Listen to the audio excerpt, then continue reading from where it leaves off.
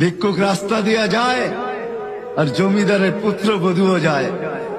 একজন সামনের থেকে আসতেছে, একজন সামনের দিকে যাইতেছে।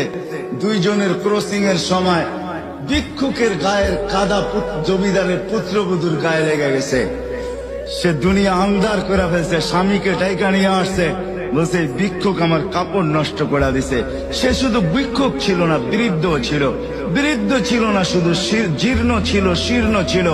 শরীরে কাপড় ছিল না, ফাটা চিরা কাপড় ছিল। পায়ে জুতা ছিল না, পেটে ভাত ছিল না। জমিদারের পুত্র সইতে পারে নাই, যৌবনী শক্তি সয়তো সয় কি কইরা তার স্ত্রীর গায়ে ভিক্ষুকের কাদা। বস সমগ্র শক্তিকে হাতে জমা করা, একত্র করা বৃদ্ধের গালে বসায়। বৃদ্ধ কিচ্ছু বলে নাই, শুধু উপরের দিকে তাকায় দুই তিনটা শব্দ উচ্চারণ করছেন। শব্দগুলা হলো ইয়া মাল্লাহ তারা হলো ওয়ুন, ও আল্লাহ চোখে দেখা যায় না। ও তারা কুল্লা শাই, তুই সব দেখিস। ফারা তারা মা বি, তুই কি দেখিস না আমার সাথে কি ঘটতেছে? এটা কি দেখিস না? বলতে দেরি যুবক, মরতে দেরি হয় না। জমিদার চলে আসছে, প্রতিশোধ নিবে। বৃদ্ধের একদিকে মুস্কি হাসি, একদিকে বলতেছে প্রেমের খেলা এমনই হয়।